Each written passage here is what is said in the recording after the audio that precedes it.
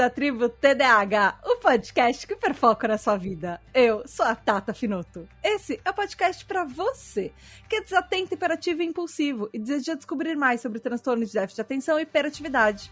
Essa é a nossa tribo, o nosso lugar para aprendermos juntos, sem julgamentos.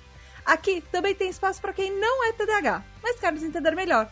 Hoje nós vamos falar sobre TDAH e TEA, então vem entender como o nosso transtorno pode, ao mesmo tempo, ser muito semelhante e completamente o oposto do autismo.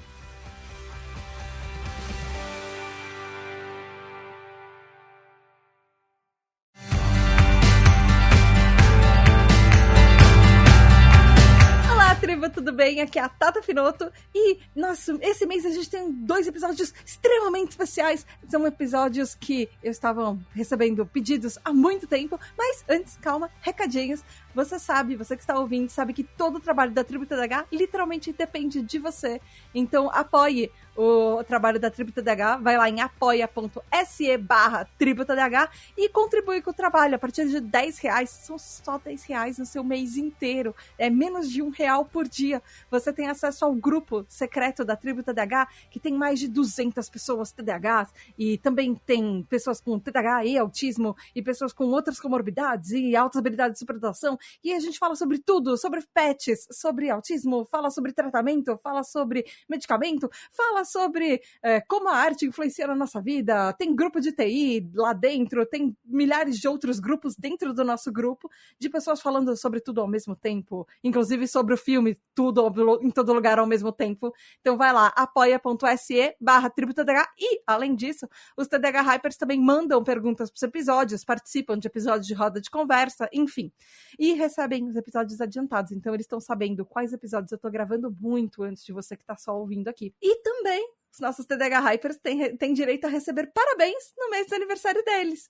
Então, os aniversariantes de abril são Rodrigo Santana, que faz aniversário dia 1º de abril, Brunner Titonelli, que faz aniversário dia 2 de abril, Caio Geraldini, que faz aniversário dia 4, e ela, que faz aniversário dia 6 de abril, e no dia 8 tem Bruno Rezende. Parabéns, parabéns, parabéns, parabéns, muitas, muitas, muitas felicidades e beijos especiais da Tata no mês do aniversário de vocês.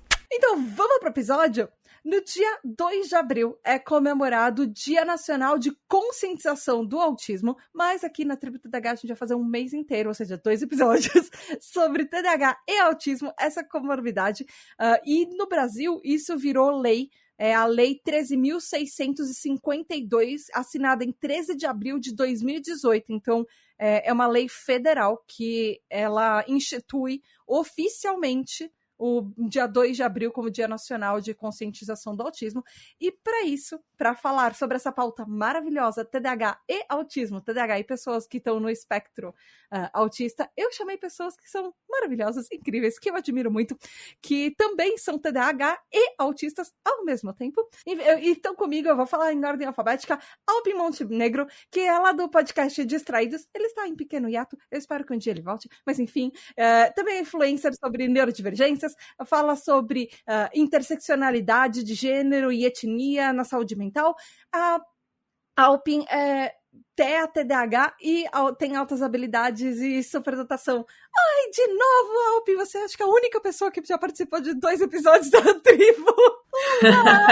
Yeah, oi, muito bom. Eu tava morrendo de saudade de gravar pro Tribo. Eu adoro. Ai, obrigada por aqui. Também tem aqui comigo a Morena Mariá, que é do podcast Afrofuturo. Ela é pesquisadora, escritora, palestrante, assessora parlamentar e consultora de projetos, e também é TDAH e autista. Olá, Morena, bem-vinda! Oi, gente, prazer estar aqui com vocês. Ai, obrigada por estar aqui. E, por fim, para terminar nesse nosso elenco de estrelas, Thaís Eleutério, ela é do podcast Atípicas. Ela é arquiteta, designer de interiores, professora universitária e é também TDAH e TEA. Oi, Thaís! Oi, Xará! Oi! Nossa, eu tô muito feliz pelo convite. Demais. Tô muito feliz mesmo de estar aqui. Gente, assim, ouvinte, não confunda, tá? Vão ter 2 Thaís nesse episódio. Eu sei que pode ser confuso. Vamos instituir neste momento. Eu vou ser sempre a Tata, ela é a Thaís, ok? É isso. Deixa eu começar, gente. Só uma introduçãozinha rápida para caso o ouvinte não conheça vocês. Quais pronomes vocês usam? A cidade de onde vocês estão falando, cidade, estado, enfim. E vocês sabem o tipo de TDAH? E além do autismo, vocês têm outras comorbidades? Eu vou começar pela Thaís e agora eu vou a ordem alfabética ao contrário. Thaís, cidade, estado, pronomes e além do autismo e você tem outras comorbidades e o seu tipo de TDAH, se você sabe. Eu sou do Rio de Janeiro, pronomes ela, dela. Atualmente eu ainda não fiz o processo da pesquisa mais aprofundada do TDAH, então eu ainda não tenho certeza de qual é o meu tipo. E além de ser TDAH e TEA, eu também tenho transtorno de ansiedade generalizada como comorbidade. Esse é o que eu vou pesquisar. Eu vou começar a entrar no processo no segundo semestre para descobrir isso. vamos. A gente é o primeiro diagnóstico. Né? Você nunca tem um só. Exatamente. Esse foi o meu primeiro diagnóstico. Aí depois vieram todos os outros. Morena, e você? Eu sempre brinco que transtorno não gosta de andar sozinho, né? Eles gostam de ter amiguinho, então... O TDAH também foi o primeiro diagnóstico que eu tive. E eu descobri durante a amamentação da minha filha, foi super peculiar, assim, mas eu descobri recentemente que não é tão incomum. E aí, depois de meses, acho que 8 meses, eu recebi o diagnóstico do TEA. O TDAH é combinado. Eu sou caótica mesmo. Eu sou tanto desatenta quanto hiperativa. Então o negócio bagulho é doido, gente. O bagulho é muito doido. E aí também eu descobri recentemente que eu tenho síndrome de Ehlers-Danlos, né? Que é uma síndrome, até hoje em dia o pessoal está pesquisando aí, descobrindo uma correlação com o TEA. E eu comecei uma avaliação neuropsicológica e aí enfim, eu sofri racismo na avaliação, por isso abandonei, mas eu recebi, no meio do processo, um relatório que indicava altas habilidades na área acadêmica. Então foi isso. Nossa, que eu tenho. Muito pelo racismo que você sofreu.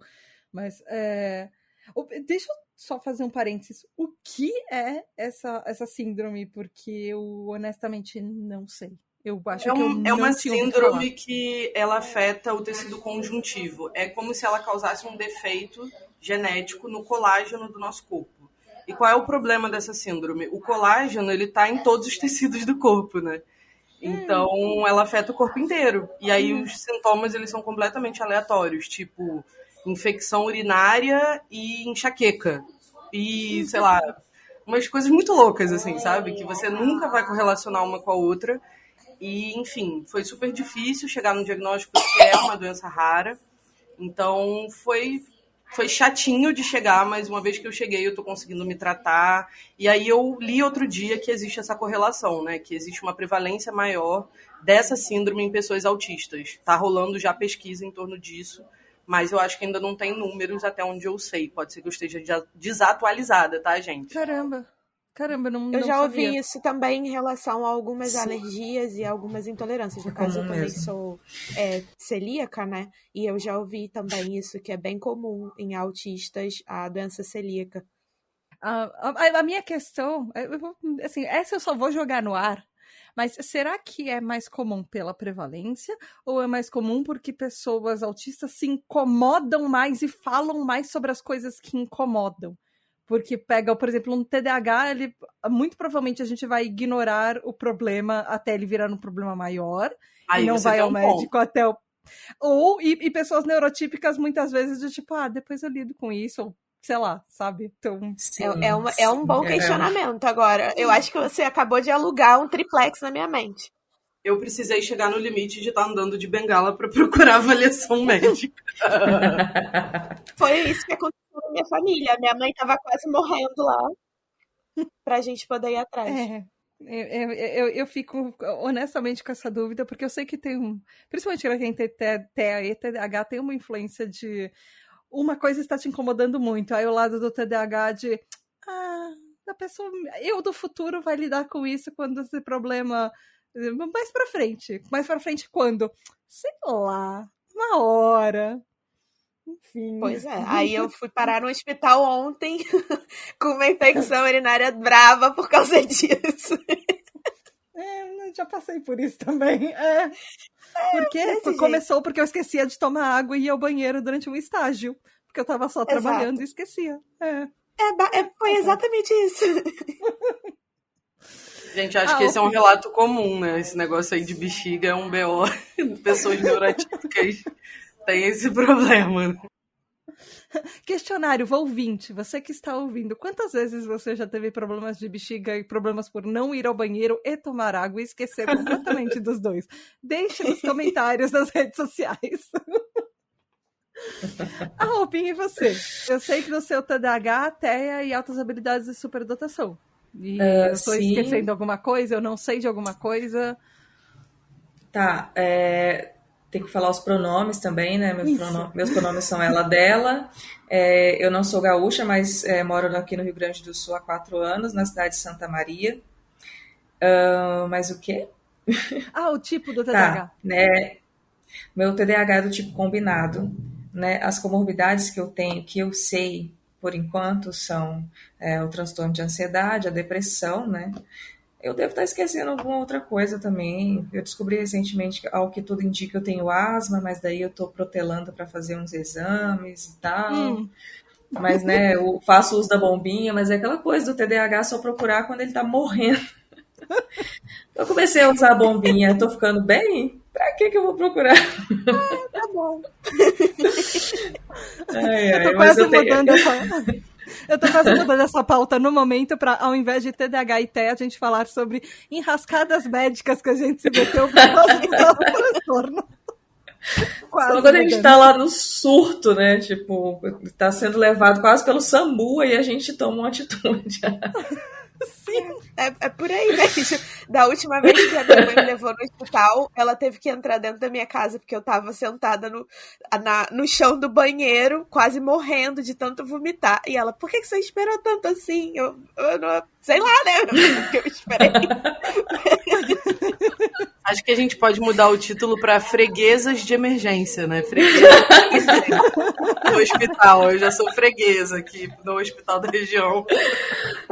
Ai, gente, teve uma época que eu ia direto também, ficava internada. Só para deixar claro que a gente tá rindo de desespero, tá, gente? Que fique registrado aqui. Eu não me orgulho. É uma risada de identificação. Rindo de nervoso. Gente, uma coisa que eu acho interessante falar é que, assim, as meninas, elas são todas autistas e TDAHs, eu sou só TDAH, mas muita gente da nossa comunidade não sabe, mas existe um artigo, inclusive, publicado na revista Nature, de maio de 2020, é bem recente, que a geneticista Angelica Ronald, ela fez um estudo que ela estava no King's College de Londres, no Instituto de Psiquiatria, e nesse estudo que ela publicou na revista Nature, ela mostra que existe uma comorbidade muito grande de TDAH e autismo. Então esse até é um dos motivos pela qual eu tô fazendo esse episódio. E até 2020, super recente, ou até, na verdade, na época, desculpa, ela começou esse estudo em 2008.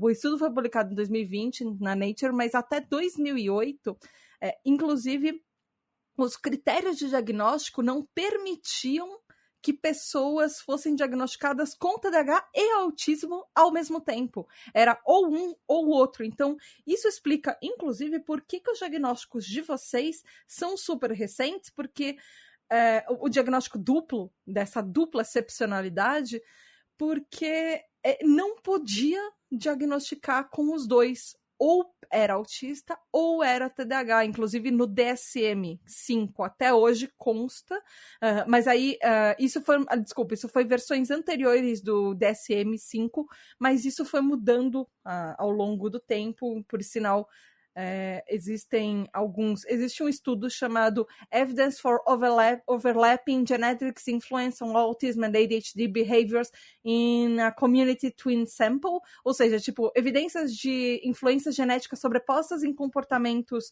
autistas e de TDAH em uma amostra de gêmeos comunitários. Eles pegaram gêmeos, 6.771 famílias. Esse estudo foi publicado no Jornal de Psicologia e Psiquiatria de maio de 2008. Pegaram gêmeos de até 8 anos de idade na Inglaterra, em Wales, e eles mostraram que existem 41% das crianças nessas condições, eles tinham tantos critérios de autismo quanto TDAH. E 22% das crianças tinham TDAH com suspeitas de critérios autistas. Muitas delas poderiam estar naquele fenótipo ampliado de autismo também. Então, essa comorbidade de TDAH e autismo, ela é muito mais frequente do que a gente imagina. Poxa, até 41% é muita coisa. É muita gente que até hoje, muito provavelmente, tem as duas condições e até 2008 não podia ter o diagnóstico porque os especialistas fechavam, você só pode ser um ou outro, e convenhamos, a gente está numa sociedade que até hoje as pessoas que deveriam ser especialistas não estão atualizadas. Então, muita gente por aí deve estar negando o diagnóstico porque fala, você não pode ser os dois ao mesmo tempo, ou você só pode ser autista ou TDAH. Então, ter pessoas que têm os dois diagnósticos está sendo recente e imagino que esteja mudando vidas por aí, quando você descobre que você não é só uma ou outra coisa. E eu queria entender com vocês. Oi, ia te dizer que o meu sobrinho, a primeira pessoa na minha família a ser diagnosticada com as duas condições foi meu sobrinho. Meu sobrinho agora está com 8 anos. E quando eu fui começar o processo diagnóstico, a médica que diagnosticou o TDAH se recusou a investigar autismo, justamente por isso que você falou. Sério. E aí eu tive que procurar outra médica para conseguir aceitar que ela me avaliasse, né? Eu não queria que ela me desse um diagnóstico, eu queria que ela me avaliasse. Porque eu sentia que ainda tinham coisas ali que ficaram de fora e que não faziam sentido dentro só do TDAH, né? E aí eu consegui uma médica que aceitou me avaliar e me deu o diagnóstico, enfim. Mas isso que você está falando, eu acho que é uma questão bem prática, assim. Médicos que, quando fazem um diagnóstico, se recusam a avaliar a possibilidade da pessoa ter um segundo diagnóstico. Exato. E tem uma pergunta, inclusive, que é do Edu Caetano, que ele é nosso TDAH Hyper, inclusive ele também é um dos admins da tribo TDAH. E o Edu é uma pessoa maravilhosa, ele é extremamente espirituoso, e ele fez essa pergunta de brincadeira, mas eu acho que ela é extremamente válida, porque eu acho que todo mundo já ouviu essa pergunta. Quando você tem mais de uma comorbidade, você já ouviu essa pergunta provavelmente antes, que é: como você se identifica quando você é TEA? Você é considerado comorbidade do TDAH? Ou o contrário, o TDAH é a comorbidade do TEA? Vocês já ouviram do tipo, você é mais autista ou mais TDAH? Vocês se identificam com um ou com o outro? Ou você tá tudo junto ao mesmo tempo em todo lugar? Mas todo mundo fala pra mim, tu não é autista, tu só é TDAH. Eu falo, porque você não vive todo dia comigo pra ver o outro pedaço. É porque já vê logo de cara que eu sou falante e tal, e fala assim, não, faz sentido um pouco você ser TDAH, mas agora você ser autista não faz sentido nenhum. Fala assim, tá bom, então explica todas as outras coisas. Eu tô aqui falante, mas vai observar o que eu estou falando. Vai observar a maneira como eu me comporto. Você vai ver que não é TDAH, é autismo. As pessoas que começam a conviver comigo, elas também levantam esse questionamento, eu acho. Tipo, já chegaram a levantar. Mas depois que elas passam a conviver mais e ter mais contato comigo, elas logo percebem, né, que realmente eu sou muito as duas coisas, né? E você, Morena? Você já ouviu isso? Aí você é mais autista ou mais TDAH? Ou você se identifica talvez mais com um ou com o outro? Nossa, pra mim é total tudo ao mesmo tempo agora, assim. Eu sou uma grande salada. Então eu vejo que no mesmo momento tem vozes diferentes atuando na minha cabeça, assim. Nossa, eu também me sinto assim. Eu não sei se vocês sentem isso, mas eu sinto como se eu tivesse É como se eu tivesse aqui falando com vocês e tivesse como se fosse uma TV passando um canal paralelo na minha cabeça e eu estivesse pensando coisas paralelamente o tempo inteiro. Nossa, sim. É desse jeito. Outro dia eu fui dormir, eu falei pro meu marido, eu falei, cara, eu tô ouvindo uma música na minha cabeça. Ele, como assim? Aí ele, mas você não tá aqui falando comigo? Eu falei, mas tá tocando uma música na minha cabeça. Outras Olha, pessoas isso não é olha. normal, né? Isso é muito comum pra mim. Nossa, me dá um ódio quando a música que fica na minha cabeça não foi nem eu que escolhi. Porque às vezes é alguma música idiota que ou a internet me apresentou naquele dia e eu vou ficar com um mês com aquela droga na minha Que cabeça. ódio, que ódio. Tubarão, te amo, eu te odeio, Tubarão. Ai, Eu fiquei ecolálica com isso aqui dentro de casa, ainda bem que eu não moro com ninguém. Do nada eu soltava Tubarão, te amo. chegou no ponto de eu virar Exatamente, pro toda meu hora namorado. A gente tava indo dormir, eu, Tubarão, te amo. Aí ele respondia, Falcão, te amo. Então todas nós chegamos nesse ponto. A minha filha É já sobre. fala Tubarão, te amo, pessoal. Eu tornei a minha filha parte desse problema. O problema com uma música que você nem gosta, ou que ela é, no meu caso, às vezes algumas músicas dos anos 80 e 90, que... Gente, outro dia eu fiquei com... Sei lá eu por quê, Exalta Samba no fim dos anos 90 na minha cabeça era uma coisa que eu nem ouvia na época. Como eu sei essa música? Eu não sei. Por que ela surgiu na minha cabeça? Eu sei menos ainda. Ela só apareceu. Mas essa pergunta do Edu Caetano, né, sobre ter dias de se sentir mais autista e outros mais CDAH, eu acho que isso acontece comigo muito. Assim, tem dia que eu tô mais comunicativa e eu acho que isso é muito mais do TDAH. Acho que o meu lado autista, ele é mais, tipo, na minha, eu quero ficar mais... Mas é claro que existem autistas que são super comunicativos também, então não sei se estou falando, talvez, algo problemático, né? Mas eu acho que o que me ajuda muito a interagir com as pessoas é o fato de eu ser TDAH, senão eu tava fodida, eu acho. Então, eu sinto que meu cérebro, como é os dois, entra num conflito também, né? De eu quero rotina, mas meu cérebro que também é TDAH quer burlar a rotina, né? Ele quer coisa diferente, cansou daquilo ali, sempre a mesma coisa. Eu Então fica falo numa que confusão eu gosto de uma total. rotina que muda constantemente. Eu gosto de uma rotina que muda constantemente, porque é assim, eu sou autista e Sim, TDAH. sim. Pra mim também tem que ser assim. Não funciona se for sempre a mesma coisa. Gente, é uma insanidade, tá? Pra mim também, isso daí. Esse negócio de... eu quero muito fazer amizade com desconhecidos, mas ao mesmo tempo eu quero sair correndo. Não sei se vocês sentem isso. Eu quero muito falar e ao mesmo tempo não quero falar nada. Eu quero deitar em posição fetal porque eu tô exausta. É tipo isso.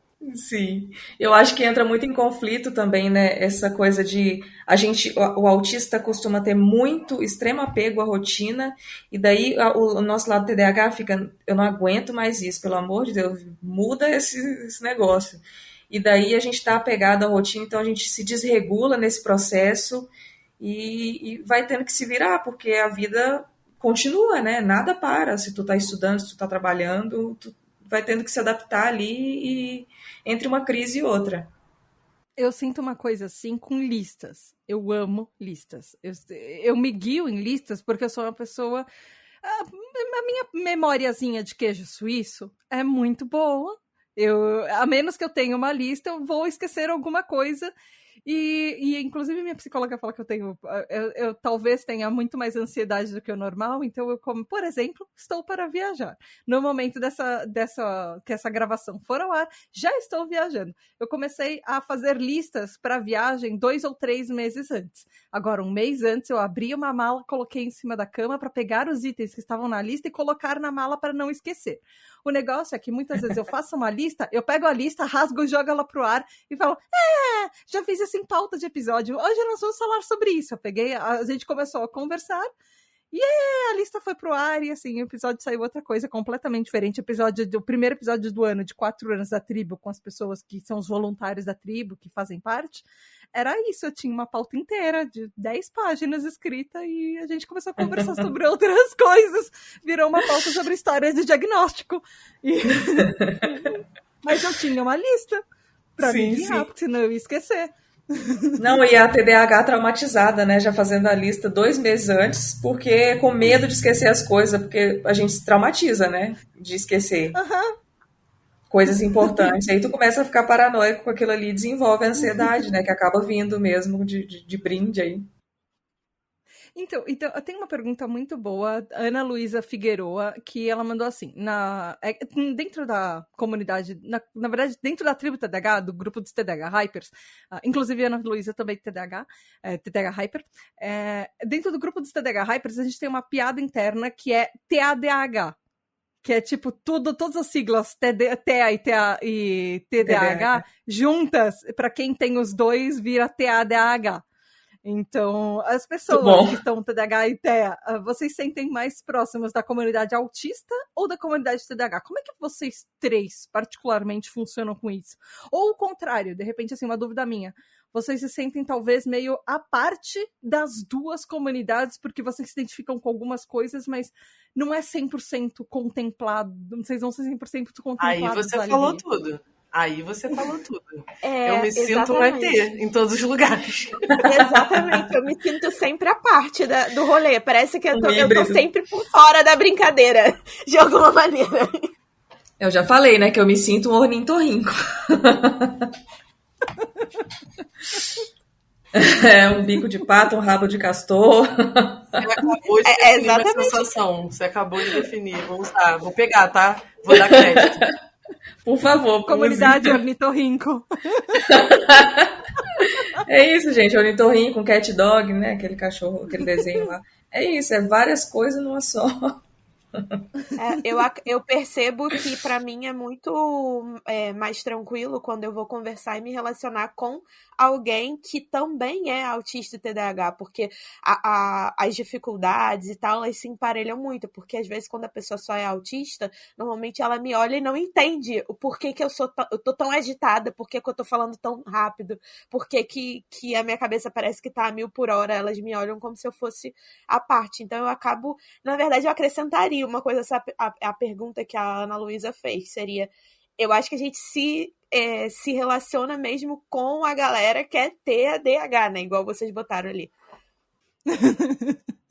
E tem uma coisa que eu achei uma pergunta bem interessante, também da Ana Luísa, que ela falou assim, se a pessoa for autista não verbal, é possível se identificar comorbidades como o TDAH? Porque, assim, eu entendo muito a pergunta dela, porque tanto o diagnóstico de autismo quanto de TDAH, eles são diagnósticos psicossociais, eles são anamneses, ou seja, tem uma entrevista que você faz com um neuropsicólogo ou com um psiquiatra, enfim, para ele avaliar como você funciona na sociedade, como foi o seu histórico.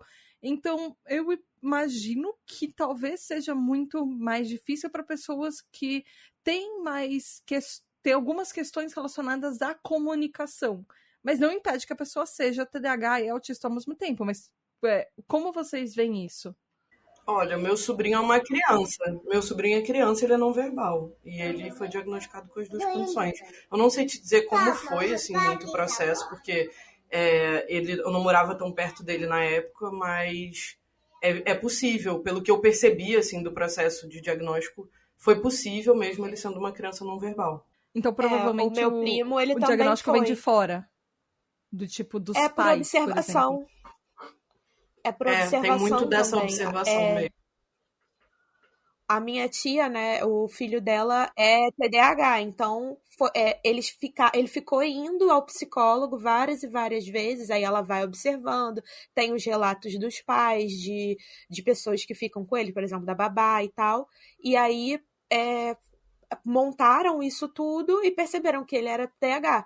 E também tem outras opções, né? Quem não é verbal, já adulto, por exemplo, pode usar comunicação ampliada, também tem relato da família, tem outras soluções. Eu acredito que deva ser mais difícil e precise ter, talvez, mais sessões para poder observar comportamento e tal. Mas eu acho que é possível, sim. Talvez só o processo seja um pouquinho mais longo. Faz sentido. E talvez uma das grandes dificuldades nesse processo, por exemplo, para uma pessoa adulta não verbal, seja talvez achar um especialista que, além de levar a pessoa a sério, entenda, por exemplo, linguagem de sinais. Pois então, eu imagino que, por exemplo, Morena estava falando como sofreu racismo durante o processo dela. Então, a gente sabe que qualquer coisa, muitas vezes já é parece um pretexto para muitos profissionais não te levarem a sério. Nós somos 3 mulheres na gravação e muito provavelmente todo mundo sabe que quando a gente é vista pela sociedade como mulher, pode ser que a gente seja uma mulher cis, uma mulher trans, ou um homem trans que já foi visto pela sociedade, por exemplo, como mulher em algum momento da vida. Os diagnósticos vêm muito menos pra gente. Já existe um preconceito por base, e esse preconceito por base para negarem o diagnóstico pra gente já vem desde muito cedo e por qualquer motivo. Você foge do padrão do menino agitado, TDAH, as pessoas muito provavelmente vão te desconsiderar, por exemplo. Exatamente isso. Lá no podcast a gente fala justamente sobre isso, sobre a dificuldade que é esse recorte de ser, a gente fala socializada como mulher, né? Porque aí abrange todas essas coisas que você falou. Então, é muito difícil. A gente já é colocada de lado, porque se a gente é mais quieta e mais retraída, a pessoa fala, é coisa de menina, mas não é. Pode ser uma desatenção, pode ser uma questão de dificuldade de socialização porque é autista. E aí, enquanto isso, a gente faz aí 20, 25, 30 anos e só vai conseguir o diagnóstico quando já está com diversas comorbidades aliadas ali, porque não recebeu uma explicação de quem é na vida, né? Morena, você ia falar alguma coisa? Eu fiquei pensando, enquanto vocês estavam falando, é isso, né, gente? A gente pensa paralelo. Isso, mas acontece. Desculpa. Eu fiquei pensando enquanto vocês estavam falando. Não peça desculpas por uma coisa que todo mundo faz aqui. O quanto que é um negócio... É isso, né? Quando eu falei que é uma grande salada pra mim, eu não consigo saber se eu sou mais autista, mais TDAH, mais preta, mais mulher, mais... Eu não sei o que sabe? O que pesa mais, porque quando a gente é um ser humano, a gente é um ser humano inteiro, não existem partes do ser humano, né? Eu não tenho um braço TDAH e uma perna autista, não é sobre isso. Então, a gente vai vendo que essas demandas, digamos assim, né, de saúde, ou até mesmo de identidade, elas vão se misturando, né? Alguém falou aí, vai virando uma coisa meio híbrida, então... eu sinto que talvez o que tem me ajudado, assim, né? Ontem eu fui fazer uma avaliação com uma terapeuta ocupacional e aí ela falou uma coisa que eu fiquei pensando, assim, e aí foi esse pensamento paralelo que veio. Ela falou, a gente vai olhar para você, né? O ser humano que está aqui em questão é você, não é o diagnóstico X, Y, Z, porque esse diagnóstico ou esses diagnósticos, eles se relacionam com quem você é, com o seu contexto de vida, com a sua identidade, com os seus gostos, com a sua origem familiar, enfim, com 1000 questões. Então, eu sinto que quando eu comecei a compreender isso, assim, que essas coisas elas me compõem, mas cada coisa dessa não é uma parte, entre aspas, de mim, as coisas foram ficando mais fluidas para mim. Assim, eu fui tentando me encaixar menos nos lugares e aceitando um pouco mais que eu sou esse ornitorrinco, tá tudo bem, assim, até que eu sou um ornitorrinco bonitinho, simpático, sabe? Perfeito isso. Tem um relato da Iana Luiz Andrade que ela fala assim, eu fui diagnosticada com TDAH em 2008, na primeira crise de depressão que eu tive. Porém, após 40 dias do medicamento, com vários efeitos colaterais surreais, ela ignorou o medicamento e ela deu uma sequência na vida, assim. Ela ignorou a imagem da depressão. Ou do medicamento, enfim. E aí, 10 anos depois, ela mudou do interior e... ela mudou para o interior e uma médica resolveu de novo tentar tratá-la, dessa vez com uma combinação de outros 2 medicamentos. E ela nunca se sentiu tão bem na vida dela. Então, provavelmente, ela estava com essa TDAH e depressão arrastando durante alguns anos, não tratados. E, para falar a verdade, ela falou que ela não sabia que existia bom humor e felicidade até aquele momento. Então, ela falou que agora, em 2023, o neurologista dela pediu testes neuropsicológicos para saber se o autismo é o meu diagnóstico primário e o TDAH é o secundário ou vice-versa. E, honestamente, era o que a gente estava conversando até agora. Eu não entendo por que as pessoas Por que tem que ter um primário e um secundário? Do tipo, a gente já não é tudo isso, mas enfim, as pessoas, existem essa prática. Não é a primeira vez que eu ouço que eu vejo um relato de pessoas que têm o tipo autismo primário ou TDAH primário, e eu, honestamente, Tata, não entendo isso. Pra mim, você tudo junto ao mesmo tempo, TAE, TDAH e E aí a Iana continua falando que, particularmente, ela encontrou 29 traços, segundo um livro da Ana Beatriz Barbosa, de autismo nela, e os piores são a hipersensibilidade e a fobia social, mas ela fala que ela não sabe tangenciar qual é, o que é de qual transtorno, porque os dois são bem parecidos. E agora, aos 35 anos de idade, ela está reaprendendo a viver e se transformar com os mecanismos de defesa dela, que ela usou a vida inteira, e as estratégias de superar ter uma vida, na verdade, mais prazerosa. Mas ela queria saber, na verdade, a pergunta dela, depois do relato, é assim, como mãe que ela é hoje, ela queria perguntar para vocês, assim, quando que ela deve se atentar aos sinais para a filha dela, que ela pode ter algum dos transtornos, que de repente a filha dela pode ser ou TEA ou TDAH, de repente os dois, e como lidar com isso desde a infância. Porque, gente, assim, a gente sabe que a gente é atípica. Se algum dia nós tivermos filhos, e eles vão ser atípicos também. A quantidade de pessoas TDAHs que têm filhos TEA é muito grande, a quantidade de pessoas TEA que têm filhos TDAHs é grande. Isso tá na família. Como é que vocês lidam com isso? Como é que vocês sabem? Sim, a minha família é uma família neurodivergente, total. Nossa, a minha também é todo mundo. A minha irmã é autista e TDAH, o meu pai tá no processo, mas eu a vida inteira, minha mãe, quando queria reclamar de mim, sempre falava, você é igual ao seu pai. E a minha outra irmã, ela é descálcula, então tem neurodivergência entranhada na família. E eu diria pra ela que, assim, é importante ela estar sempre ali com acompanhamento do psicólogo, se for possível, nem que seja atendimento social ou algo do gênero, para ela ter um apoio, né, do psicólogo para poder verificar esses traços. Mas os traços, vamos ser bem sinceros, eles aparecem bem desde o início na vida, sabe? A minha mãe mesmo meu antes hoje do meu 1 ano de idade. Pois é, a minha mãe fala que hoje em dia, com o meu diagnóstico, ela fala, agora faz todo sentido, porque que eu era um bebê lá com poucos meses que simplesmente não parava de chorar. Ela falava que eu só parava de chorar quando ela me abraçava muito forte, fazia aquele aperto, aquela pressão que muitos autistas gostam, né, daquele abraço apertado, e me balançava. Aí eu brinco que ela fazia steaming comigo, porque ela me balançava, ela me sacudia e me apertava. Então, assim, desde bebê, desde que eu nasci, eu já tava ali com pequenos sinais. Então, pequena isso, autistinha. Exatamente, a pequena autistinha. E ela fala que do nada parecia que ligava um motor em mim, que aí era o lado hiperativo. Que ligava um motor e eu não parava. Ela fala que ela sempre muito em relação à comunicação. Eu não parava de falar, que ela sempre perguntava pra mim, onde que tá o botão de desligar? Morena, eu imagino que você deva estar talvez prestando atenção na sua filha, talvez em traços. Tava falando disso ontem na terapia ocupacional, assim. Eu tô super prestando atenção. Minha filha hoje foi pra escola, tá começando a adaptação escolar, né? Então, a gente tá vivendo um momento intenso dessa coisa que é a criança sai do núcleo familiar e vai pro mundo. E aí, no mundo é que essas coisas vão aparecendo mais. Porque é aquilo. Eu não sei vocês, mas assim, eu lidando com a minha filha, percebo que eu vou ter dificuldade de perceber.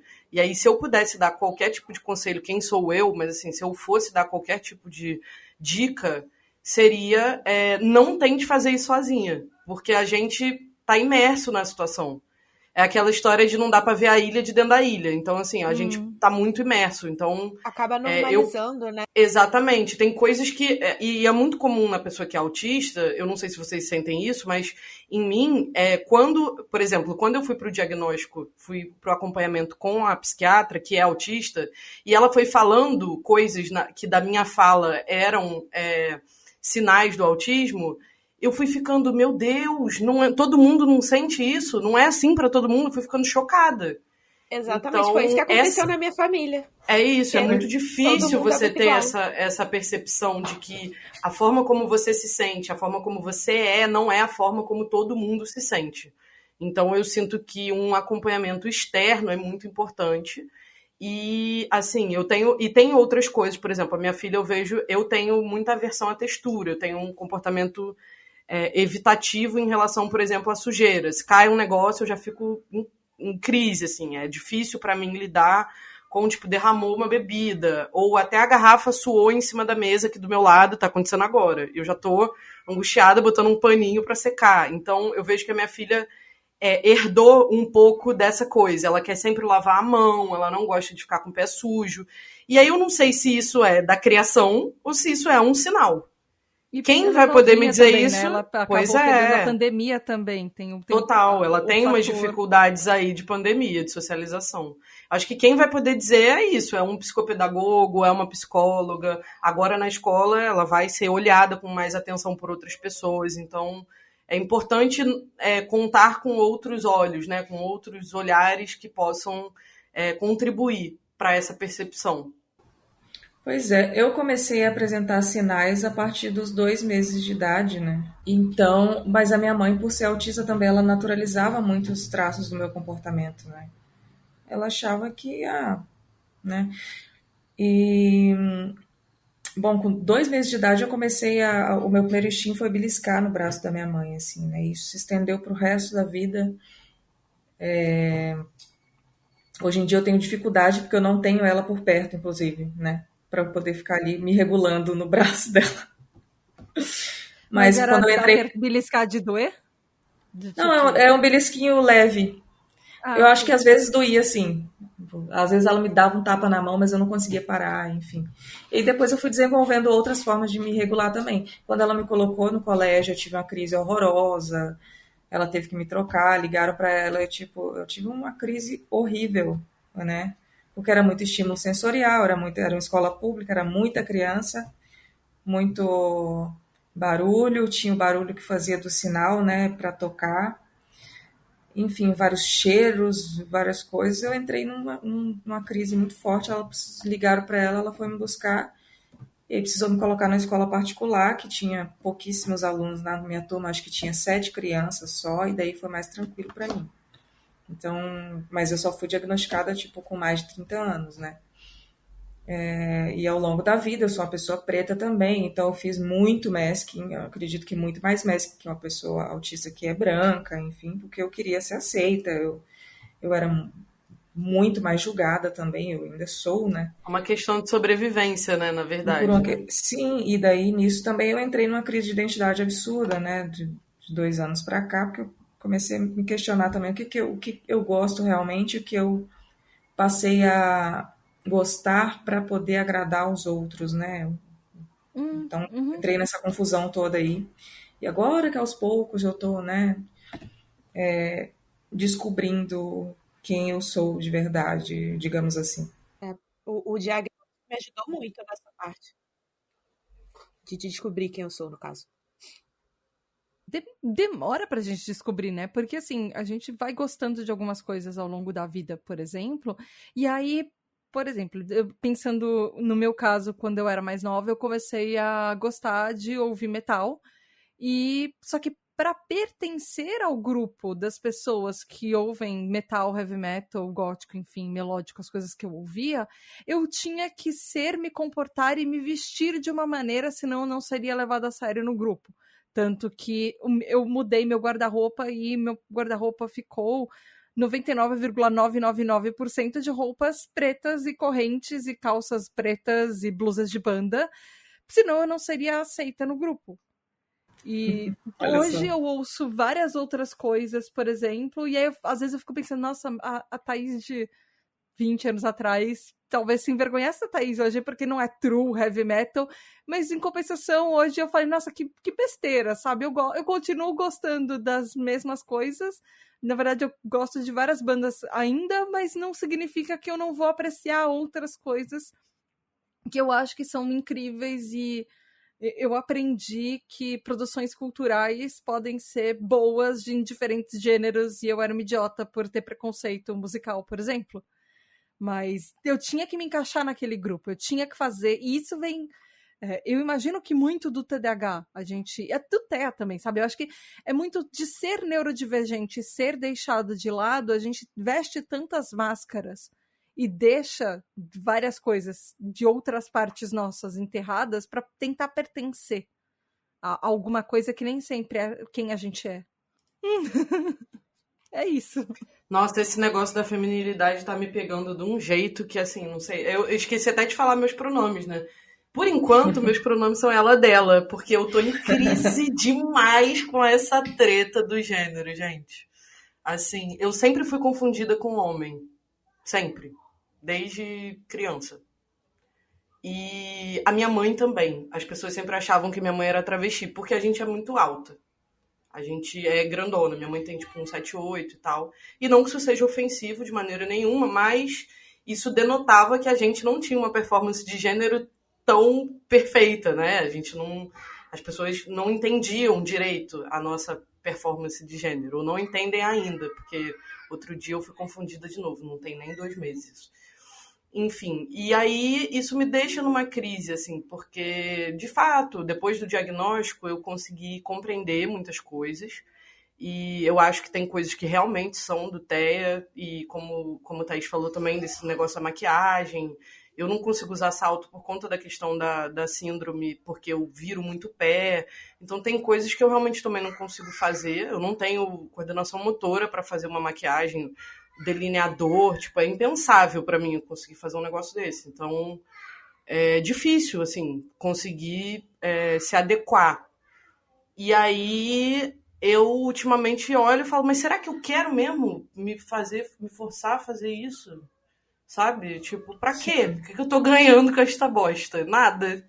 Eu tô nessa crise, tá? Exatamente isso que veio Só na um cabeça parênteses. aí. Só um parênteses, a parte da coordenação motora eu tenho 0 também, mas eu adoro ver vídeos de maquiagem porque eu nunca vou conseguir fazer aquilo. Aí eu descobri que, assim, pessoa TDAH que está ouvindo a gente, ou talvez pessoa autista, enfim, e o sonho da sua vida é fazer um delineador de gatinho, mas você não tem coordenação motora por isso,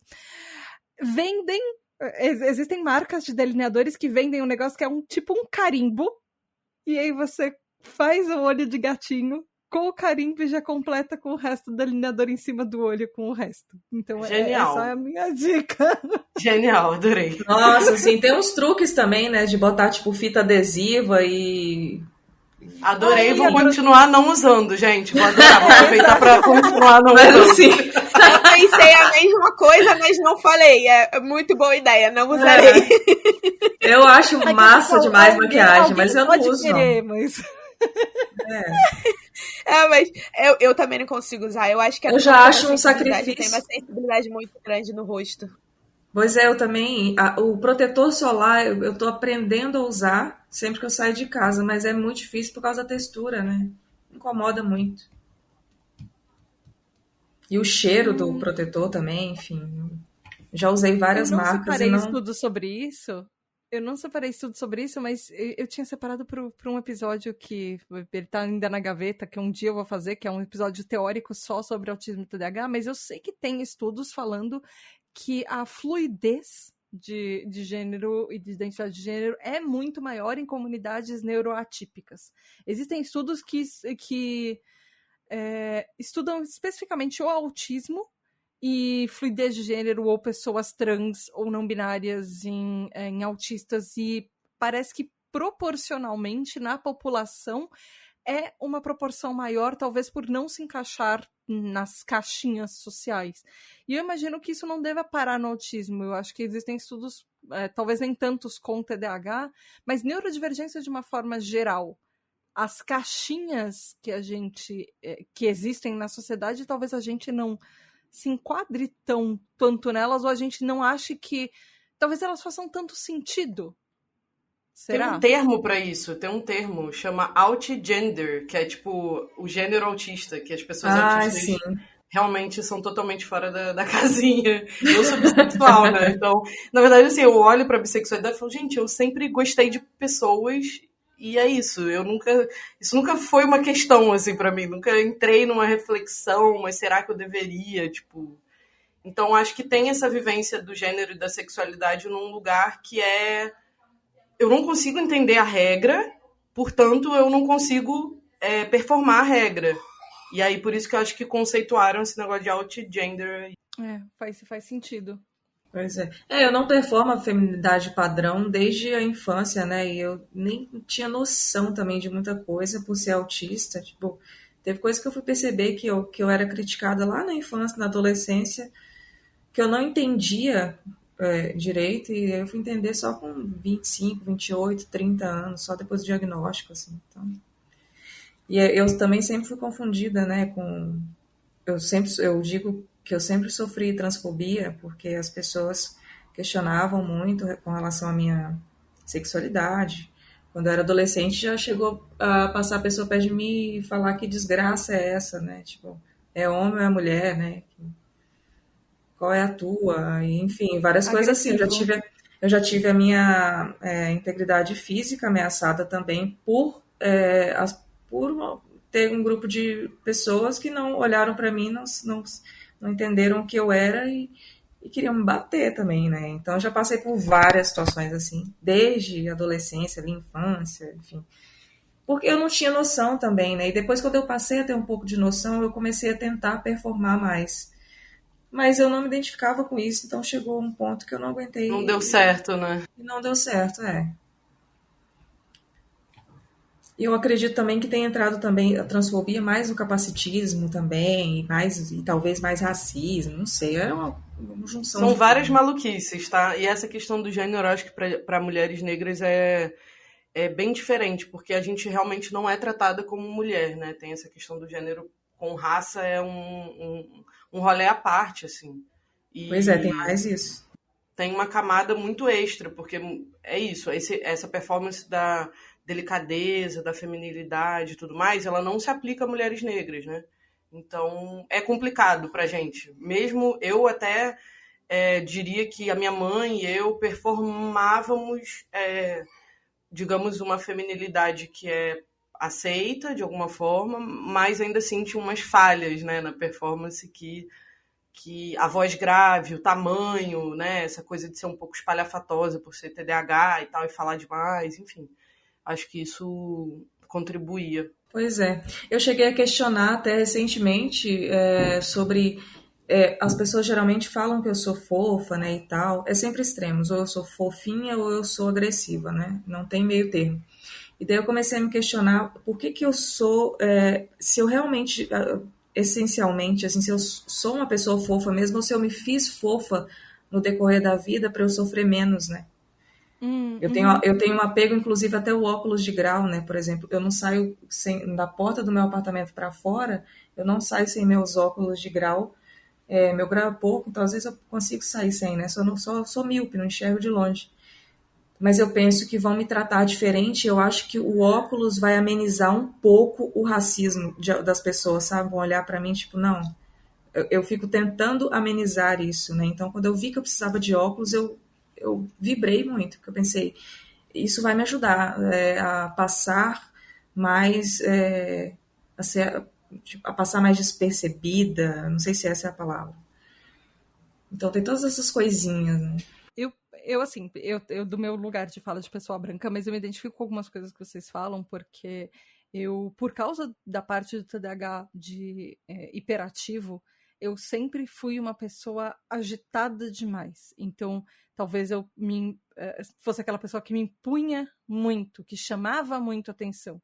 Só que desde que eu era pequena, assim, meu corpo começou a se desenvolver muito cedo. Então eu comecei a ser meio que sexualizada muito cedo, porque eu tenho seios grandes, e eu já tinha seios grandes a partir dos 10 anos de idade, eles já começaram a crescer.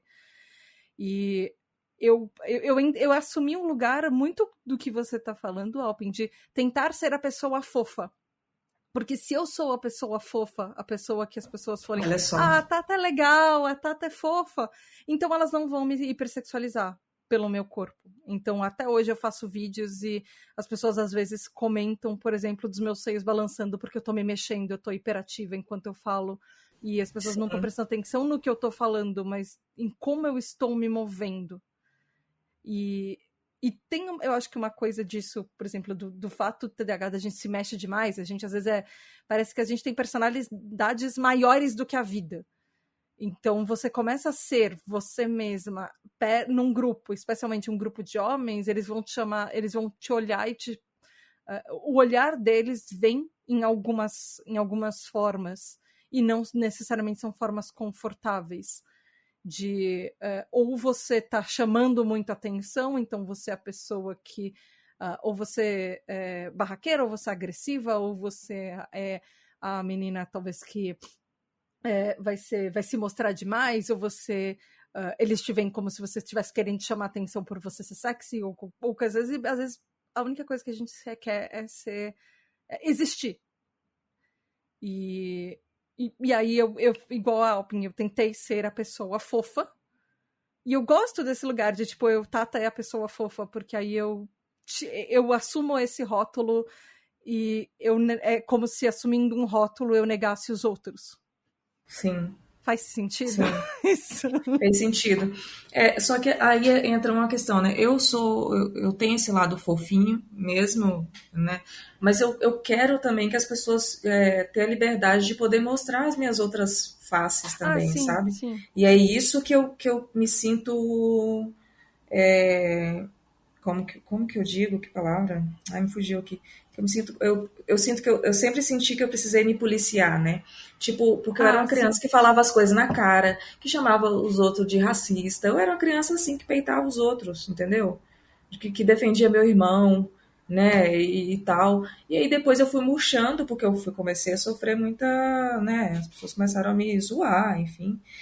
Mas eu tenho muito esse meu lado também, né? De falar as coisas, tipo, ser mais foda-se, assim. Eu tenho um lado muito que eu me identifico muito com o Hulk, por exemplo, que é um produtor de conteúdo, que ele é preto e com deficiência.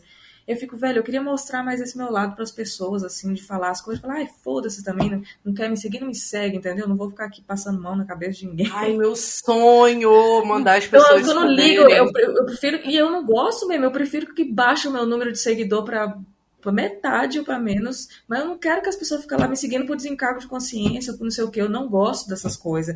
E eu não sei fazer a política da boa vizinhança, então eu preciso, eu fico me obrigando a isso, né? Eu não gosto, meu jeito é outro, eu sou puta também, Não, e aí entra com o meu lugar de privilégio que você não teve nesse caso. Por exemplo, eu batia nas pessoas. Até 14 maravilhosa. anos. Não, até 14 anos, eu pegava. Era eu que batia nas pessoas. Eu sentava também, eu era a criança que batia nos outros. Mas, então, a minha mãe a gente nem tá no ficou lugar sabendo de disso, privilégio, porque Exatamente. privilégio branco. Ninguém na escola ia. Primeiro que ninguém na escola ia falar mal porque eu era menina nerd. E aí, tipo, você tava apanhando da menina nerd. Gente, eu batia. Era vergonhoso. Eu Tem a eu era preta que batia, eu era preta barraqueira. Eu era mais do xingo, entendeu? Vai me bater? Então vem. Depois eu saía correndo, né? Porque eu era covarde também. Mas eu tinha noção, eu falo isso até hoje. Quem ganha é quem grita mais alto. E aí eu faço uso da minha voz, que é muito alta. Eu gritava, xingava e tal, e depois saía correndo, porque eu tenho 1,5 metro. A pessoa me dá um tapa, eu vou cair no chão. Eu tive que aprender a falar baixo, porque eu ouvi a minha vida inteira que eu falo alto demais. Então, teve uma época da minha vida, quando eu troquei de escola, que eu tinha que eu sussurrava e as pessoas falavam, fala mais alto porque eu não tô te ouvindo, eu não te entendo. E eu sussurrava pra falar com as pessoas quando eu mudei de escola e queria me adaptar. O meu marido, desde que a gente começou a namorar lá com os nossos 17 anos, ele sempre falou pra mim, pelo amor de Deus, eu tô do seu lado, para de gritar. Eu falo, não, eu não tô nem aí, eu vou falar do jeito que quiser. E aí agora a gente já se acostumou, ele só põe, quando eu olho pra ele só tá com a mãozinha levantada na orelha, assim, E só para constar, ouvinte que não está vendo a ligação, talvez, nisso tudo que a gente está falando, a parte do cérebro, TDAH, que existe um critério diagnóstico que chama falta de freio, também pode influenciar que a gente fala muito alto, porque a gente não está percebendo que a gente fala, porque a gente fala alto demais. Nossa, falta sim. de freio, isso é córtex pré-frontal, estabilizadores de dopamina no córtex pré-frontal, também faz com que a gente faça coisas que a gente não percebeu que a gente... Não, e a Não é só empolgação, falar coisas que a sim. gente não deveria. A empolgação, gente. A empolgação quando eu vejo tô berrando. Aí eu tenho que lembrar de baixar o tom. Pois é, agora Assim, é imagina uma frustrante. casa de TDAH, como não é? Que é a Ai, casa da minha gente, que família. ótimo. Não, eu amo. A gente só fala berrando. Às vezes o meu marido chegava assim, ele falava, tava tudo bem na tua casa da tua mãe? Vocês estavam brigando? Parece que tá todo Não, a gente mundo tava saindo na conversando. porrada, né? Todo mundo saindo na Sendo que porrada. tava todo mundo... E pior, é todo mundo falando ao mesmo tempo 5 assuntos diferentes e todo mundo se entendendo. Na minha família é exatamente igual. Eu fico zoando que a gente fala 2 idiomas, português e gritando. Doentes. Eu já ouvi também, às vezes eu brinco que eu falo português britânico também, que não entende nada. Não dá pra entender, né? É uma zoeira imensa. Gente, eu vou resgatar um pouco uma coisa que estava na pauta, porque a gente estava falando várias coisas assim, e a gente já puxou um pouco isso, das partes de quais as diferenças entre o TDAH e o TEA. O que vocês veem, assim, por exemplo, o que tem o autismo, não tem o TDAH em vocês, e até que ponto vocês conseguem, por exemplo, distinguir, isso daqui é TDAH, não, isso daqui é autista.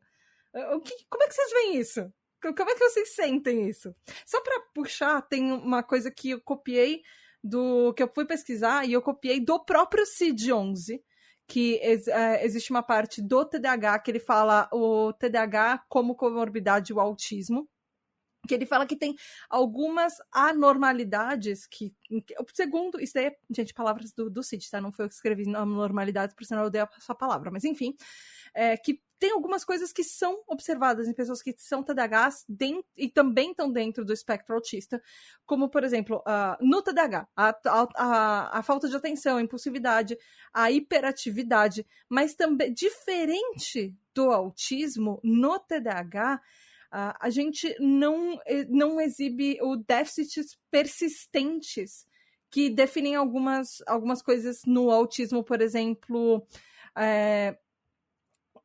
quando você inicia e você às vezes tem um problema de manter e sustentar algumas comunicações e até interações sociais, reciprocidade nas interações sociais, do tipo, muitas pessoas com autismo não entendem, por exemplo, o porquê fazer aquelas perguntas que você faz, pergunta de elevador, do tipo, o tempo, né? Tá tudo bem? Ok. e o Cid também fala que, por exemplo, uma persistência... uns padrões inflexíveis de comportamento, de interesses até, ou de atividades que às vezes podem ser repetitivos. Mas isso no TDAH a gente tem um pouco também, que é a parte da inflexibilidade cognitiva, a rigidez cognitiva também tem no TDAH, mas ela é muito mais forte no autismo. Só que o próprio Cid fala que a co-ocorrência, ou seja, quando acontecem esses 2 transtornos ao mesmo tempo, existe. Só que os sintomas de TDAH, muitas vezes, eles podem predominar a avaliação clínica. Às vezes, os sintomas de TDAH se sobressaem e são muito mais aparentes do que os sintomas de autismo quando você está sendo avaliado. Então, muitas vezes, muita gente tem primeiro o diagnóstico de TDAH. Mas eu queria entender como vocês, assim, vocês conseguem distinguir isso? Eu tô aqui a prova... Isso aqui é TDAH. Eu tô aqui a prova de que o TDAH, ele chama muito mais atenção do que o autismo, porque eu fui fazer a minha avaliação e a médica não me deu o laudo de TDAH porque ela achou que eu já sabia. Então ela vai retroativo. Oi, amiga, tá tão óbvio. Você tá tão óbvio. Tá tão óbvio que eu achei que você já sabia. Né? Eu nem precisava. Foi bem assim, gente. Ela me deu e tal. Aí eu voltei pra ela e falei assim: olha, eu tava querendo fazer agora a avaliação pro TDAH e eu queria saber se você faz. Aí ela falou assim: mas eu achei que você já sabia que você era TDAH. Aí obrigada pelo aviso, muito bom. Muito obrigada por avisar. Porque realmente é isso aqui que tá descrevendo. Ele é muito mais aparente. Mas assim, pelo menos, eu observo algumas coisas e eu consigo diferenciar, principalmente a minha parte da hiperatividade. Eu claramente vindo do TDAH. Mas quando a gente fala, por exemplo, das dificuldades de flexibilidade cognitiva, eu sinceramente não consigo definir, isso aqui é mais pro autismo, isso aqui é mais do TDAH. Para mim, misturou os dois numa salada. Então, eu fico com essas dúvidas, sabe? Pois é, tem muita coisa em comum, né? Essa questão que vocês estavam dizendo, por exemplo, de falar alto, né, e tudo mais. Geralmente as pessoas se queixam de mim do contrário. Porém, elas acham que eu estou falando muito baixo e tal, porque eu escuto tudo muito alto. Então, até a minha própria voz, eu escuto ela tão alto que eu falo baixo, porque, né, senão isso me enlouquece. Porém, às vezes, em situações assim, onde eu estou extremamente empolgada, eu falo realmente alto e perco o controle. E daí, alguma amiga minha sempre me avisa: ei, Alpin, tá falando muito alto. Pode abaixar o tom e tal, porque eu já pedi para me avisar, né? Tipo, quando essas coisas acontecerem. E eu acho que, por exemplo, a questão da literalidade no TDAH também existe, né? Mas no autismo eu acho que é muito mais intensa, assim, muito mais... Era isso que eu ia falar. Eu ia falar exatamente isso. Então pode complementar, se tu quiser. Não, eu ia falar que essa formação de imagem mental da literalidade, por exemplo, sei lá, fiquei passada. Eu imagino a pessoa sendo passada a ferro. Meu Isso Deus, aparece sim. na minha cabeça, isso vem à tona, não é uma coisa que eu raciocino. Acontece a imagem mental antes de que eu possa raciocinar.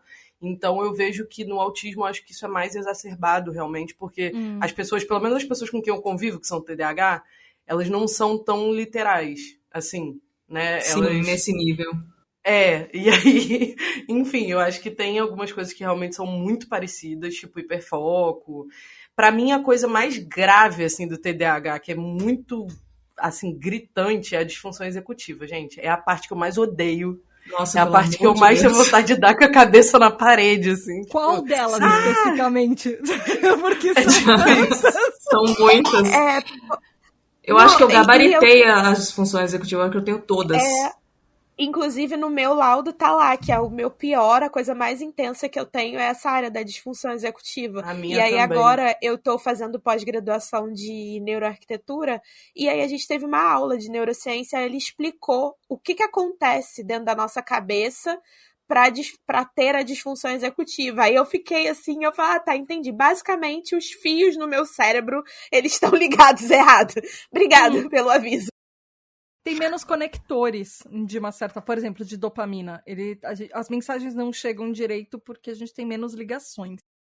Ela começou a explicar os cortes, as podas neurais são diferentes, os processos, o caminho que a informação passa na tua cabeça é de uma maneira completamente, não totalmente atípica, mas é atípica porque a maioria das pessoas ela vai reforçando um caminho da informação, enquanto que o nosso às vezes tem 3 caminhos diferentes, por isso que às vezes dá a impressão que a gente precisa levar um tempo a mais para poder processar algo que é mais complexo e tal. Apesar de ter a parte da hiperatividade no TDAH, a gente sabe que quando a gente vai fazer algo, processar algo, a gente precisa de um tempinho para assimilar a coisa ali, enquanto que seria um pouco mais rápido. É por causa disso, é por causa das abinhas do neurônio ali que não se cortaram e não fortaleceram um só. Então, tempinho isso foi generosa. Às vezes eu demoro dias, semanas. Morena, eu não queria te cortar, não era uma pergunta retórica. Eu realmente queria saber quais as partes das funções executivas. Tipo, se tem alguma coisa específica que te incomoda mais, por exemplo. Cara, eu poderia, mas assim, eu tô com a Alpin, é tudo. Isso que é uma desgraça, assim. Eu realmente, assim, é muito difícil pra mim alternar atenção, começar uma tarefa e conseguir ir até o final, começar um processo que exige... Acho que a coisa mais difícil pra mim da disfunção executiva é eu ter que fazer algo que tem duração estendida no tempo. Vou dar um exemplo, tá? Eu tenho que entregar um livro, tô escrevendo um livro. Eu simplesmente não consigo, porque é uma coisa que eu não consigo ver o final. Então eu tô tendo que pedir ajuda para terapeuta ocupacional, porque é uma coisa que no tempo tá muito dilatado, então é um troço que o meu cérebro não entende o que eu tenho que fazer. o passo a passo. Ele fica, tipo, bugado, olhando pra frente do computador e falando, querida, me ajuda a te ajudar, assim, não dá, não tô entendendo o que eu tenho que fazer. E especialmente, eu acho que tarefas novas, né, coisas que eu nunca fiz, assim, é um pânico satânico pra mim, porque eu tenho que dar um Nossa, eu sou Google assim. num modelo de qualquer coisa. Sei lá, eu tenho que escrever um relatório. Nunca fiz. Ou tenho que escrever um modelo de texto X. Ou tenho que fazer uma palestra Y. Eu tenho que ir lá buscar o de alguém, ver, assistir Precisa o ter vídeo da referência, pessoa. né? Se eu não tiver, Isso, eu não precisa consigo entender sair o do que que lugar. estão esperando, alguma coisa do tipo, né? Exatamente. Se eu não tiver isso, gente, eu não saio nem de casa, assim. Eu nem levanto da cama, Eu tô porque passando isso com a tese do mestrado, porque tá assim, eu tô, cara, quando que eu vou começar a escrever pra poder aplicar? E aí eu fico. É muito longo o período do tempo, e aí eu não consigo me forçar a começar a fazer, eu não sei nem por onde começar a fazer. É muito difícil. uma coisa que eu acho que vocês estavam falando aí sobre essa diferença, né? Eu percebo que o que favorece foi isso que vocês falaram. Os sinais do TDAH, eles são muito públicos, entre aspas, vou botar bem entre aspas, mas são coisas que se manifestam nas relações mais superficiais, né? São coisas que aparecem. Você interromper uma pessoa o tempo todo é uma coisa que aparece muito rapidamente. Você falar muito alto, você falar 1000 assuntos ao mesmo tempo, são coisas que as pessoas percebem muito rápido. Agora, no meu caso, eu percebo que só vê que eu sou realmente autista as pessoas que convivem na minha casa. As pessoas que nunca moraram comigo não sabem, porque o meu masking do autismo, assim, ele é perfeito, quase. E o que é horrível, porque isso me consome energia. Eu tô sempre exausta. Eu nunca tô bem-humorada, eu nunca tô me sentindo leve, eu tô sempre sentindo um peso muito grande, porque o desempenho desse masking, assim, é muito desgastante para mim. E aí eu tô nessa luta de ir desconstruindo isso aos poucos, mas para quem convive comigo na minha casa, isso é muito evidente, assim. Eu tenho rotina para tudo, eu tenho ritual para tudo, eu tenho ordem para tudo. Eu sei onde está cada alfinete dentro da minha casa, e se eu não souber, eu entro em crise. Então, Nossa, eu assim, sou igual. quem tá Inclusive, do eu meu acho. lado vê, sabe? E a Eu sou um sensibilidade pouco assim, também. mas dentro do meu caos. As coisas podem estar extremamente Então, desorganizadas, mas é mas eu tudo sei onde elas bagunçado. estão. Exato, é Isso, bagunçado. Eu não tô dizendo que eu sou tudo um organizada, dá caos. licença. Sim, a Eu minha sou escrivaninha é caótica. Tudo um caos, caótica, mas mas eu eu. sei onde tá exatamente cada coisa. Eu ia falar um negócio, esqueci, mas vou comentar um outro que eu queria comentar também, que é da disfunção executiva. A minha disfunção executiva, ela é tão braba, assim, ela é tão hard, que muitas vezes até para coisa tipo, para pesquisar, para eu conseguir me organizar, para eu poder, tipo, priorizar o que eu vou, por onde eu vou começar a estudar um assunto para poder fazer um post, por exemplo. Aí eu abro um monte de abas. E aí eu vou me lembrando de outras coisas e vou pesquisando junto Nossa, um também. abraço. Eu vou te dar um abraço E aqui vou encher. agora. Uau. Eu tô sentindo aqui, ó. Cara, pelo amor de Deus. E daí, cara, no fim das contas, eu não consigo ler nada. Eu compartilhei lá no perfil um áudio exatamente assim. Aí eu não consigo ler nada, eu não consigo. Às vezes eu quero pesquisar até uma coisa simples, tipo, pesquisar um copo pro meu liquidificador que eu quebrei, porque eu não tenho essa noção do quanto de força imprimir, eu quebrei o copo do meu liquidificador. Eu não conseguia pesquisar, mesmo sabendo que era só eu ir lá, olhar o modelo ali embaixo do suporte dele ali. É simples, mas tem hora que simplesmente as minhas funções executivas, elas assim, evaporam de uma forma que eu não O meu consigo problema fazer. é que 3 horas depois eu me pego estudando o funcionamento e a confecção de liquidificador. Copos 3 horas de depois liquidificador. Pois eu tô estudando a sim, métrica da rotação do liquidificador. É sim, desesperador e aí a isso. gente se perde e depois tu nem... É muito sobre isso, cara. E aí, Você quer Alguns ver uma meses cilada atrás, que eu eu caio sempre? compartilhei. Você tá falando, Thaís, de negócio de dissertação, a cilada que eu caio. Ler, procurar, aliás, as referências dos artigos. Você vai e começa a ler um artigo, aí você olha a bibliografia, aí procura a referência. A Aí é referência da um referência sem fim, né, de é a Caverna coisas. do Dragão. Não façam isso, gente. Não façam. Eu lá no podcast, né? Agora atualmente sou eu e a Isabela só é autista. E aí teve algum tempo atrás, eu compartilhei lá no nosso grupo de amigas um relato do meu dia onde eu estava totalmente caótica, né?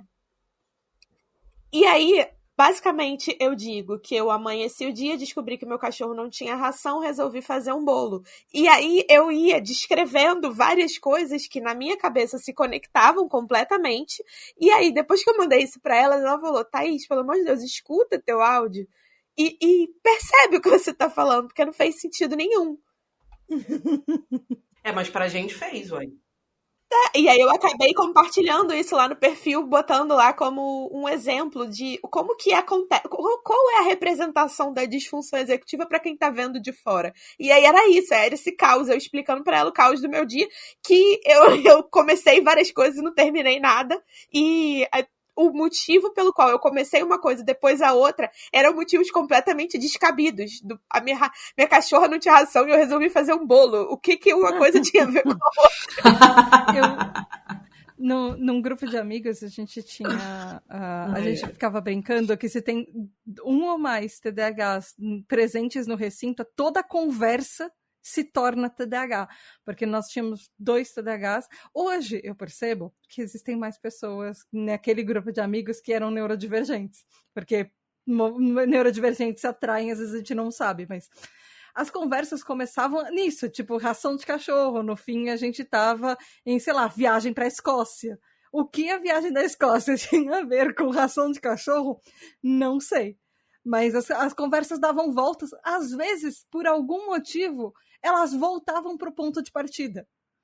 Mas elas davam uma volta tão grande para chegar lá que as pessoas, às vezes, nem sempre acompanhavam o ponto e toda a volta que a gente precisou dar de contexto, às vezes, para explicar o que a gente queria dizer. Acontece muito comigo. Eu sou a senhora dos contextos. Nossa senhora, eu adoro dar contexto pra tudo. Aí quando eu vejo, eu tô fazendo um monólogo. Acontece muito comigo de eu começar um assunto, aí eu me encho daquele assunto e eu começo outro, que eu lembro de outro muito mais legal. E aí uma amiga minha fala, tá, Alpen, mas tu não terminou aquele outro assunto. E tu já tá num terceiro assunto. Falo, não, mas eu não quero mais falar sobre aquilo, agora eu quero falar sobre isso aqui.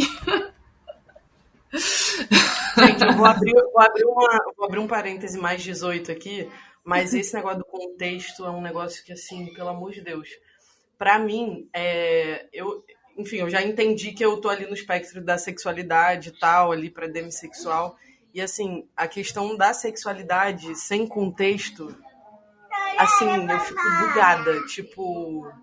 Sabe o pessoal que expressa carinho, assim, não sei se vocês têm companheiros, companheiras, enfim, se vocês são um casal com alguém, mas sabe a pessoa que passa e dá um apertinho na sua bunda, faz um carinho aleatório mais quente? Eu fico em pânico, assim, eu fico tipo, que isso? O que tá acontecendo? Meu Deus, eu sou a pessoa que faz o carinho aleatório. E eu sou a pessoa que entra em pânico, tipo, que contexto é esse, sabe? Eu me assusto. Eu sou os dois. Eu faço carinho aleatório, mas às vezes quando é comigo eu... Calma. Então, beleza. Eu vou reformular. Eu concordo com a Tata, porque eu faço, e aí quando faz em mim, eu fico assim, você tá doido, menino? Eu te dei permissão. Eu já cheguei algumas vezes pro Andrei e falei, eu não sou bolinha anti-estresse. Tá bom, pra você ficar apertando toda hora. Aí a gente ri, assim, ele sabe que com ele eu tô brincando, porque ele é a única pessoa que eu dou liberdade pra isso.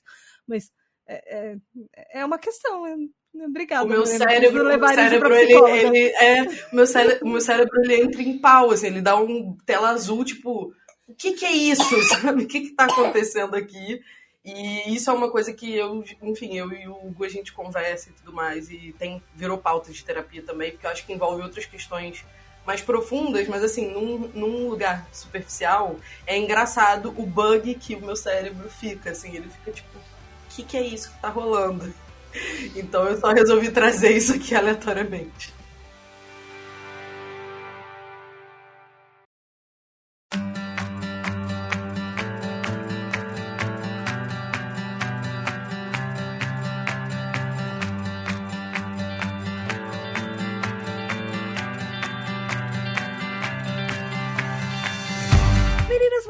Muito obrigada. A conversa, por enquanto, vai ficar por aqui. porque a gente tem a segunda parte, tem um episódio inteiro cheio de um monte de coisa que a gente ainda vai falar. Então, ouvinte, tem a próxima parte na quinta-feira que vem. A gente tem um compromisso marcado. E, por favor, deixem os links de vocês, como as pessoas encontram nas redes sociais. Morena, como as pessoas te encontram? Deixa seus links, seus recados. E obrigada de verdade por participar. E toda a conversa foi maravilhosa. Essa primeira parte foi incrível. O ouvinte que perder a segunda vai estar perdendo um episódio da vida dele, enfim. Obrigada, Tata, pelo convite. Muito feliz. E espero vocês aí no próximo episódio, porque tem muita conversa boa. Então, ouve o próximo, tá? É uma despedida, mas mais ou menos. Tchau, tchau. E os seus links? Verdade, meus links. Eu sou @morenamaria, é Maria com H no final. E o podcast é @faleafrofuturo nas redes. É o podcast Afrofuturo em todas as plataformas de streaming aí disponível para você ouvir. Obrigada de verdade por estar aqui. Thaís, e você, seus links? Obrigada por participar também, obrigada por aceitar o convite. Mande suas redes sociais. Eu fiquei muito feliz. Fiquei muito feliz de verdade com o teu convite, porque foi um dos primeiros contatos que eu tive com o mundo da neurodivergência. Então, muito obrigada pelo convite. Vocês me encontram no arquiteta.atípica e no Atípicas Podcast, que é um podcast para falar sobre autismo, onde eu e a Isabela também, uma mulher autista, falamos sobre todas as intercorrências desse assunto. E vejo você no próximo episódio. Sim, no próximo episódio. E a Alpin também vai estar no próximo episódio. Alpin, deixa suas redes sociais, por favor. E os links, como as pessoas te encontram. Oi, gente. Espero vocês no próximo episódio pra gente continuar essa conversa super terapêutica, né? Pra vocês me encontrarem nas redes sociais, Black Altie, né? Com T e E no final. E é isso, em todas as redes, menos no Facebook, né? Vocês me encontram no Twitter, Instagram, TikTok, enfim. Beijinhos e até mais. Ouvinte, não esqueça, para falar com a Tribo TDAH, @Tribo TDAH em todas as redes, no Instagram, no Twitter, também todo TikTok. Tem até uns vídeos no YouTube agora, procura por Tribo TDAH. E não esqueça, todo o projeto da Tribo TDAH depende de você. Então vai lá em apoia.se/Tribo TDAH e você pode votar nos temas dos episódios. Esse tema foi escolhido pelos nossos TDAH Hypers, que são os nossos apoiadores. A partir de R$10 você consegue entrar lá no grupo secreto de apoiadores. Tem mais de 200 pessoas TDAHs. Tem um subgrupo autista dentro desse grupo também. Se você quiser encontrar outras pessoas que são ornitorrincos, TDAHs e autistas também, entra lá. Enfim, apoia.se/Tribo TDAH. Obrigada por participarem e até o próximo episódio. Vamos dar beijos coletivos. Tchau! Tchau! Tchau! Tchau, pessoal! Vários tchauz aí, vários tchauz. Ai, meu Deus! Ai, que delícia! Deu certo. Esse foi o tchau mais especial do mundo. Foi. Gracinha. E muito obrigada aos nossos queridos, incríveis apoiadores, os nossos TDAH Hypers da Tribo TDAH. Gabriel Nunes, Regiane Ribeiro, André Luiz Carvalho, Edu Caetano, Skyatura, Rafa, Daniel Jimenez, Rafael Nascimento, Juliana Velma, Mari Mendes, Andrea Martins, Marina Pullen, Leonardo Loz, Aline Mie, Alex MF, Ricardo Bruno Machado, Lúcia Brunner Titonelli, Alexandre Maia, Nath Ribeiro, Telo Caetano, João Queiroz, Aline Coelho, Juliana Costa, Val Armanelli, João Furtado, Raquel Bank, Paulo Alexandre, Maia Canal, Ana Márcia de Lima, Edson de Carvalho, Tabita Moreira, Diego Quinto, Sara Fernandes, Alu, Roger Lima, Gabriele Varão, Márcio Bueno, Narcisa, Gustavo Pedralino, Mozart Sodré, Tali, Michele, Roberta Graziella Godoy, Raquel Bonassoli, Raquel Romani, Lídia Mariani, Ellen Tielli, Fábio Brunetti, Zaya Caroline Duarte, Rodrigo Nowak, Rafael Pinheiro, Paulo Augusto, Marta Martins, Caio Ivo, Cássio Plácido, Maria Luísa, Sabrina de Souza, Marcos França, Ellen Gouveia, Maria Guizo, Diego Fiuza, Bernardo Ouro Preto, Matheus Rocha, Felipe de Moraes, Bruno Rezende, André Barcelos, Lincoln, Amauri, Lucas Alves, Rodrigo Santana, Nicolas Rossim, Eliane Padilha, Gabriel, Jackson Luiz, Adalton Silva, Biscoito Bolacha, Ela, Gianluca, Ana Tereza, Daniela, Caio Geraldini, Clarissa Arteiro, Marcele, Fernanda Lopes, Roger Delboni, Giovana, Zé, Rafael Fernando, Fábio Coutinho, Mônica Becker, Thay, Mariana Causado, Cecília Costa, Miguel Vitor, Humberto Miranda, Alexo, Gabriel Alberto, Sandro Tomichi, Giovanna Eloise, Caroline Condé, Jô, Eric Alves, Karine Nunes, Maria Helena, Késia, Luísa Carvalho, Helenilson, Isabela Lima, Camila Moraes, Bruno Biel, Aloísa Pássaro, Lucas Adriano, José Martins, Yuri Moraes, Ângela Machado, Poliana, Ravena Bazana, Laura, Amanda Lima, Pedro D'Angelo, Kiara Campos, Alex Nedelkov, Franklin Melo, Netie César, David Correia, Vitor Hugo, Esteban, Vinícius Pais, Maeli, Felipe Cassarotti, Juliana Vielo, Estefânia Fernandes, Gil Duarte, Antônio Machado, Ana Luísa Cor, Rodrigo Rabelo, Amanda Dias, Dani Dias, Guilherme Deboni, Bianca Schiller, Vanderlan Costa, Laís, Ana Lígia Oliveira, Bel Castro, Poliana Oliveira, Lívia Mello, Clares, Bárbara Rosa, Iana Luísa, Vinícius Rolim, Chinodex, Pri Mariane, Miriam, Virgílio Bepi Mitsu, Jorge Rodrigues, Raíssa Rochadel, Ana Edo, Patrícia Menezes, Tamires da Silva, Eduardo Ranier, Michel Barros, João Paulo, Fabrício Maciel, Vitor Troc, Flávio Nunes, Kleber, André, Jason Silva, Gustavo Viela, Nayara Tamires, Kevin Luiz Felipe, Ubiratã Júnior, Laís Calazans, Rodrigo Zotes, Santiago Luz, Marcelo Fragoso, Rodrigo Flores, Cristiane, Gabriela Fernandes, Tamires Ferreira, Raíssa, Lucas Cardoso, Alexandre Souza, Nath, Alessandra Spiandorello, Aura Tainá Moreira, Bianca Eunice, Alan Lodovice, Jadson Marco, Ana Rodrigues, Saulo Valori, Letícia Pernas, Rodrigo Machado, Júnior Félix, Jéssica, Vitor, Milena Ostelonis, Marina, Adélio Júnior, Renata Monteiro, Raquel Lousada, Ana Luísa Boldrini, Caio Guilherme, Letícia Lisleia, Débora Cres, Rodrigo Gansviotti, Felipe Viveiros.